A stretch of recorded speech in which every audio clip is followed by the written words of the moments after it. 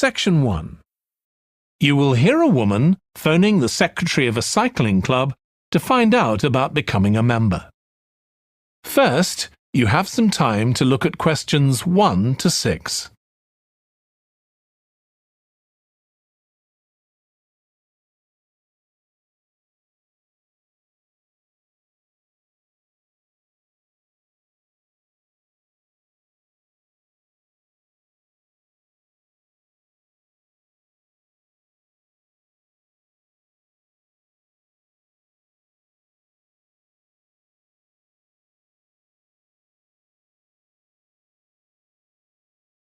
You will see that there is an example that has been done for you. On this occasion only, the conversation relating to this will be played first. Hello, South City Cycling Club. Oh, hi. I want to find out about joining the club. Right, I can help you there. I'm the club secretary and my name's Jim Hunter. Oh, hi, Jim. The club secretary's name is Jim Hunter, so Hunter has been written in the space. Now we shall begin. You should answer the questions as you listen because you will not hear the recording a second time. Listen carefully and answer questions 1 to 6. Hello, South City Cycling Club. Oh, hi. I want to find out about joining the club. Right, I can help you there. I'm the club secretary and my name's Jim Hunter. Oh, hi, Jim. So, are you interested in membership for yourself? That's right. Okay, well, there are basically 2 types of adult membership. If you're pretty serious about cycling, there's the full membership. That costs $260, and that covers you not just for ordinary cycling, but also for races both here in the city and also in other parts of Australia. Right. Well, I'm not really up to that standard. I was more interested in just joining a group to do some cycling in my free time. Sure, that's why most people join. So in that case, you'd be better with the recreational membership. That's $108 if you're over 19 and $95 if you're under. I'm 25. Okay, it's paid quarterly and you can upgrade it later to the full membership if you want to, of course. Now, both types of membership include the club fee of $20. They also provide insurance in case you have an accident, though we hope you won't need that, of course. No. Okay. Well, I'll go with the recreational membership, I think. And that allows me to join in the club activities and so on? That's right. And once you're a member of the club, you're also permitted to wear our kit when you're out cycling. It's green and white. Yes, I've seen cyclists wearing it. So can I buy that at the club? No, it's made to order by a company in Brisbane. You can find them online. They're called Jerry's. That's Jerriz. You can use your membership number to put in an order on their website. Okay. Now, can you tell me a bit about the rides I can do? Sure. So we have training rides pretty well every morning, and they're a really good way of improving your cycling skills as well as your general level of fitness. But they're different levels. Level A is pretty fast. You're looking at about 30 or 35 kilometres an hour. If you can do about 25 kilometres an hour, you'd probably be level B. And then level C are the novices who stay at about 15 kilometres per hour. Right. Well, I reckon I'd be level B. So when are the sessions for that level? There are a couple each week. They're both early morning sessions. There's one on Tuesdays, and for that one you meet at 5:30 a.m, and the meeting point's the stadium. Do you know where that is? Yes, it's quite near my home, in fact. Okay, and how about the other one? That's on Thursdays. It starts at the same time, but they meet at the main gate to the park. Is that the one just past the shopping mall? That's it. Before you hear the rest of the conversation, you have some time to look at questions 7 to 10.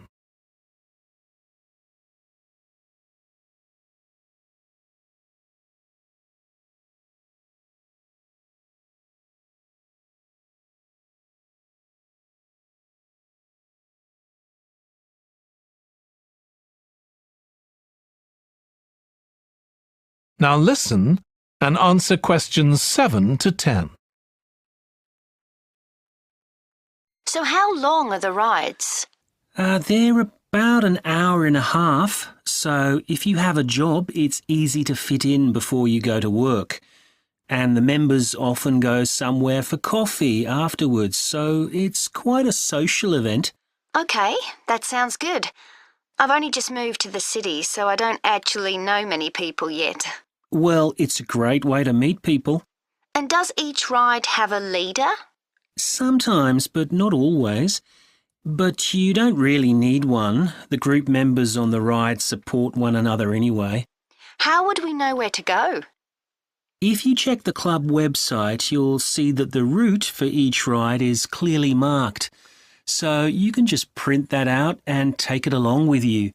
It's similar from one week to another, but it's not always exactly the same. And what do I need to bring? Well, bring a bottle of water and your phone. You shouldn't use it while you're cycling, but have it with you. Right. And in winter, it's well before sunrise when we set out, so you need to make sure your bike's got lights. That's OK. Well, thanks, Jim. I'd definitely like to join. So what's the best way of going about it? That is the end of section 1. You now have half a minute to check your answers.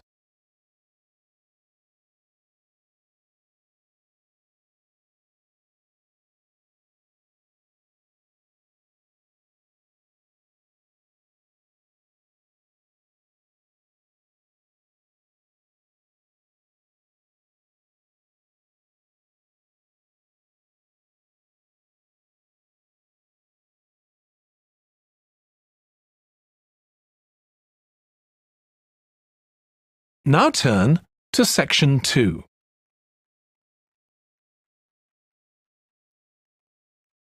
Section 2. You will hear a manager in a company talking to employees about volunteering for charity work. First, you have some time to look at questions 11 to 16.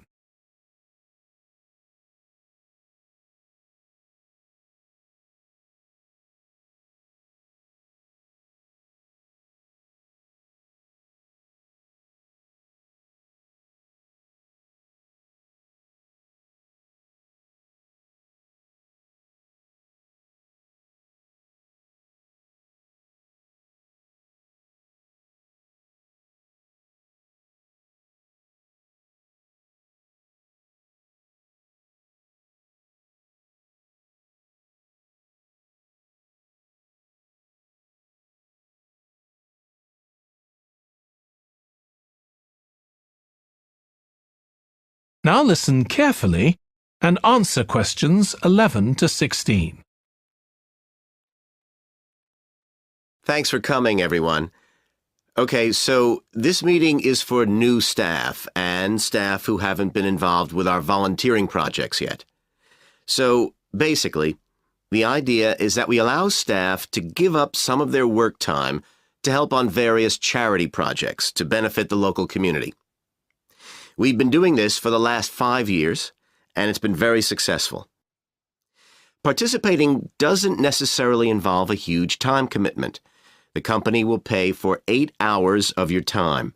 That can be used over 1 or 2 days all at once, or spread over several months throughout the year. There are some staff who enjoy volunteering so much, they also give up their own free time for a couple of hours every week. It's completely up to you. Obviously, many people will have family commitments and aren't as available as other members of staff. Feedback from staff has been overwhelmingly positive. Because they felt they were doing something really useful, nearly everyone agreed that volunteering made them feel more motivated at work. They also liked building relationships with the people in the local community and felt valued by them. One or two people also said it was a good thing to have on their CVs. One particularly successful project last year was the Get Working project. This was aimed at helping unemployed people in the area get back to work. Our staff were able to help them improve their telephone skills, such as writing down messages and speaking with confidence to potential customers, which they had found quite difficult. This is something many employers look for in job applicants, and something we all do without even thinking about every day at work. We've got an exciting new project starting this year. Up until now, we've mainly focused on projects to do with education and training, and we'll continue with our reading project in schools and our work with local charities. But we've also agreed to help out on a conservation project in Redfern Park. So if any of you fancy being outside and getting your hands dirty, this is the project for you. I also wanted to mention the annual Digital Inclusion Day, which is coming up next month. The aim of this is to help older people keep up with technology. And this year, instead of hosting the event in our own training facility, we're using the ICT suite at Hill College, as it can hold far more people. We've invited over 60 people from the Silver Age Community Center to take part, so we'll need a lot of volunteers to help with this event. If you're interested in taking part, please go to the volunteering section of our website and complete the relevant form. We won't be providing any training for this, but you'll be paired with an experienced volunteer if you've never done it before. By the way, don't forget to tell your manager about any volunteering activities you decide to do. Before you hear the rest of the talk, you have some time to look at questions 17 to 20.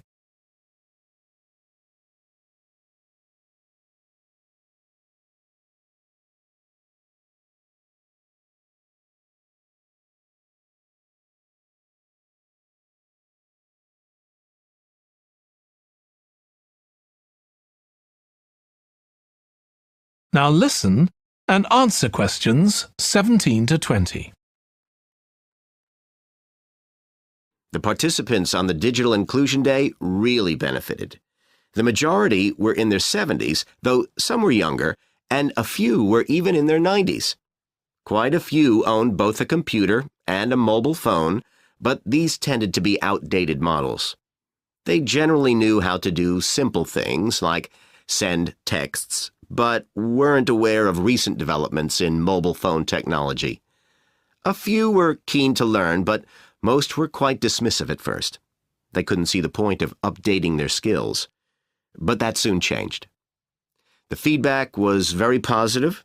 The really encouraging thing was that participants all said they felt much more confident about using social media to keep in touch with their grandchildren, who prefer this form of communication to phoning or sending emails.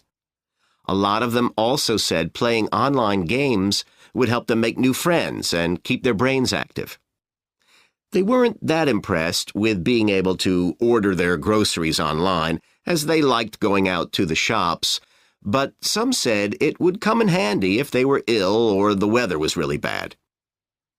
One thing they asked about was using tablets for things like reading newspapers. Some people had been given tablets as presents, but had never used them. So that's something we'll make sure we include this time. That is the end of section 2. You now have half a minute to check your answers.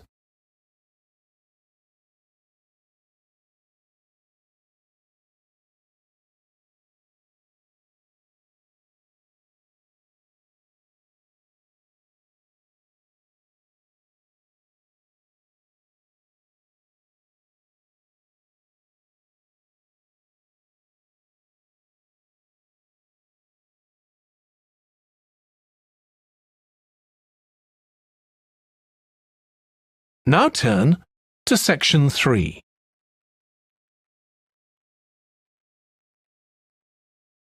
Section 3.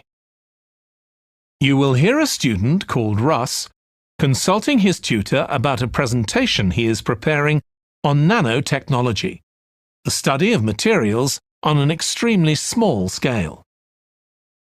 First, you have some time to look at questions 21 to 25.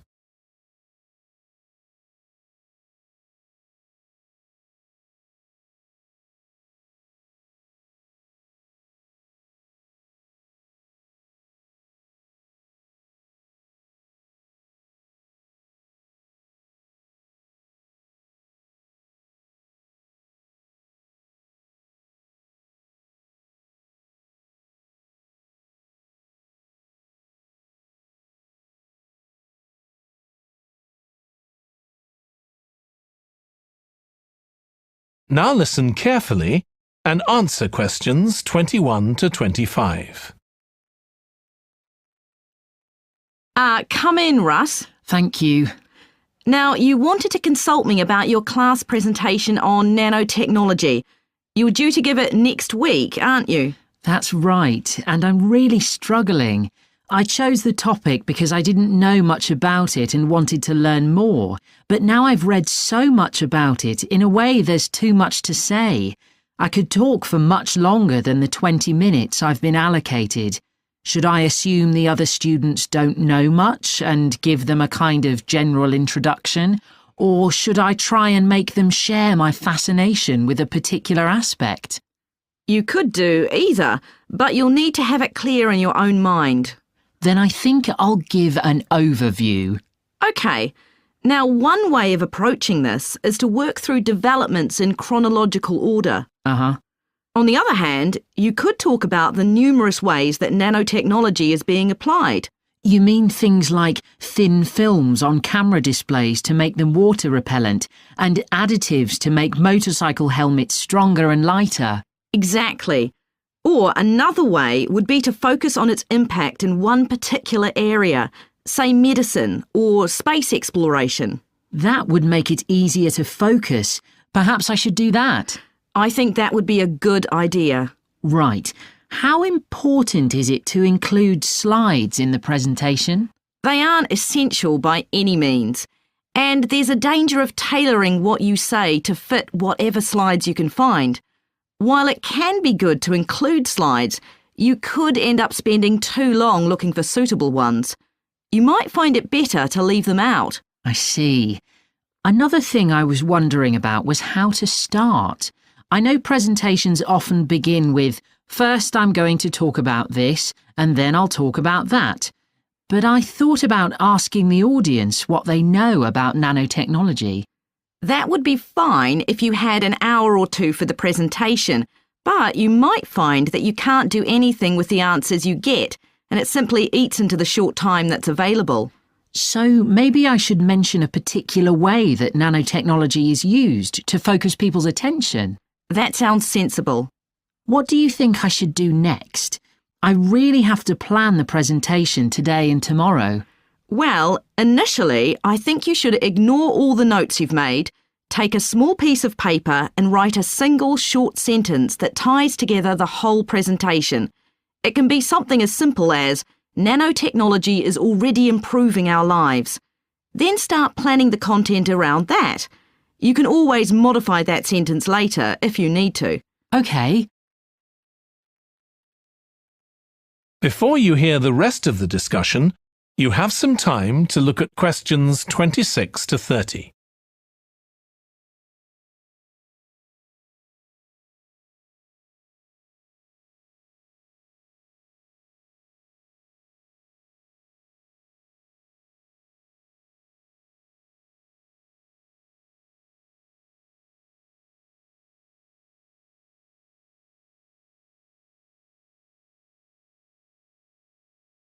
Now listen and answer questions 26 to 30. OK, now let's think about actually giving the presentation. You've only given one before, if I remember correctly, about an experiment you'd been involved in. That's right. It was pretty rubbish. Let's say it was better in some respects than in others. With regard to the structure, I felt that you ended rather abruptly, without rounding it off. Be careful not to do that in next week's presentation. OK. And you made very little eye contact with the audience because you were looking down at your notes most of the time. You need to be looking at the audience and only occasionally glancing at your notes. Your body language was a little odd. Every time you showed a slide, you turned your back on the audience so you could look at it. You should have been looking at your laptop. And you kept scratching your head, so I found myself wondering when you were next going to do that, instead of listening to what you were saying. Oh dear. What did you think of the language? I knew that not everyone was familiar with the subject, so I tried to make it as simple as I could. Yes, that came across. You used a few words that are specific to the field, but you always explained what they meant, so the audience wouldn't have had any difficulty understanding. I must say, the handouts you prepared were well thought out. They were a good summary of your presentation, which people would have been able to refer to later on, so well done on that. Thank you. Well, I hope that helps you with next week's presentation. Yes, it will. Thanks a lot. I'll look forward to seeing a big improvement then. That is the end of section 3.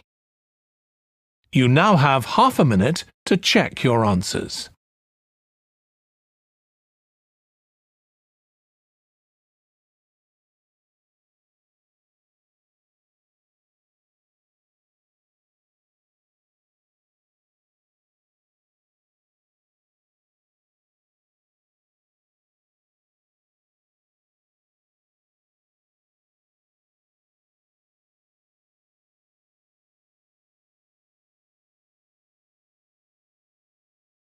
Now turn to section 4.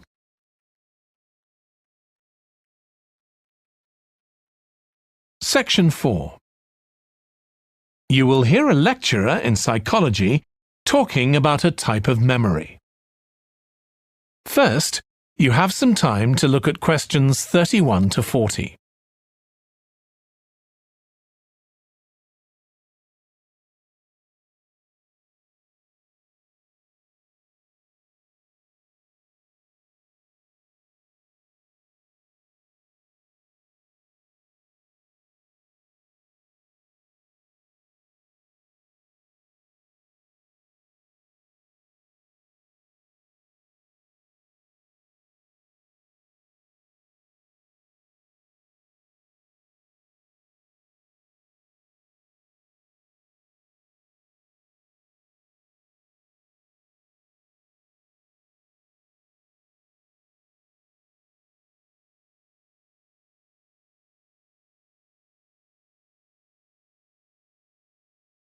Now listen carefully and answer questions 31 to 40.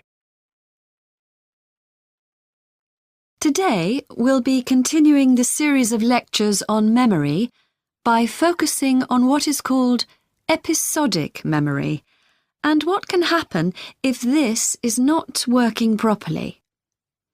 Episodic memory refers to the memory of an event or episode. Episodic memories allow us to mentally travel back in time to an event from the past. Episodic memories include various details about these events. For example, when an event happened and other information such as the location. To help understand this concept, try to remember the last time you ate dinner at a restaurant. The ability to remember where you ate, who you were with, and the items you ordered are all features of an episodic memory. Episodic memory is distinct from another type of memory called semantic memory. This is the type of factual memory that we have in common with everyone else. That is your general knowledge of the world. To build upon a previous example, remembering where you parked your car is an example of episodic memory, but your understanding of what a car is and how an engine works are examples of semantic memory. Unlike episodic memory, semantic memory isn't dependent on recalling personal experiences. Episodic memory can be thought of as a process with several different steps of memory processing: encoding, consolidation, and retrieval. The initial step is called encoding. This involves the process of receiving and registering information which is necessary for creating memories of information or events that you experience. The degree to which you can successfully encode information depends on the level of attention you give to an event while it's actually happening. Being distracted can make effective encoding very difficult. Encoding of episodic memories is also influenced by how you process the event. For example, if you were introduced to someone called Charlie, you might make the connection that your uncle has the same name.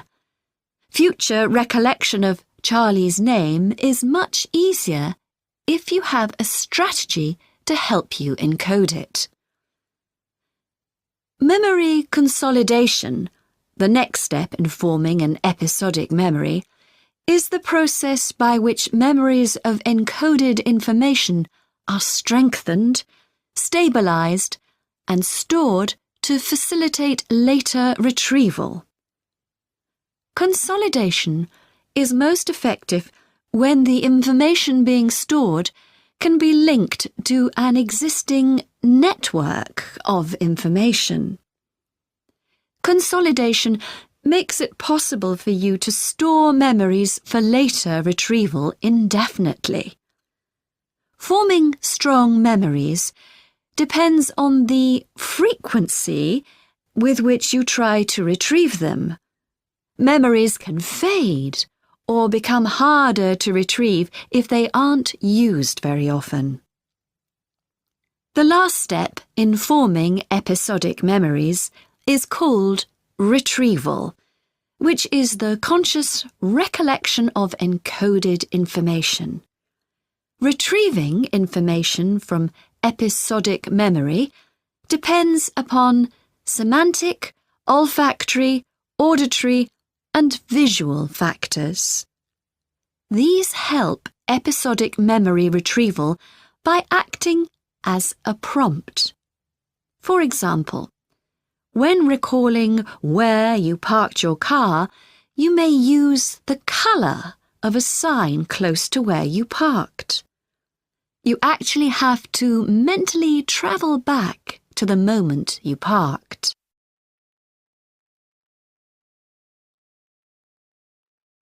There are a wide range of neurological diseases and conditions that can affect episodic memory.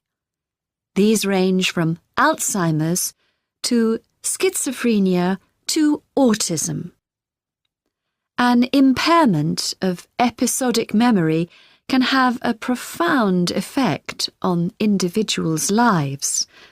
For example, the symptoms of schizophrenia can be reasonably well controlled by medication. However, patients' episodic memory may still be impaired, and so they are often unable to return to university or work. Recent studies have shown that computer-assisted games designed to keep the brain active can help improve their episodic memory. Episodic memories can help people connect with others, for instance by sharing intimate details about their past, something individuals with autism often have problems with. This may be caused by an absence of a sense of self. This is essential for the storage of episodic memory and has been found to be impaired in children with autism. Research has shown that treatments that improve memory may also have a positive impact on children's social development. One study looked at That is the end of section 4. You now have half a minute to check your answers.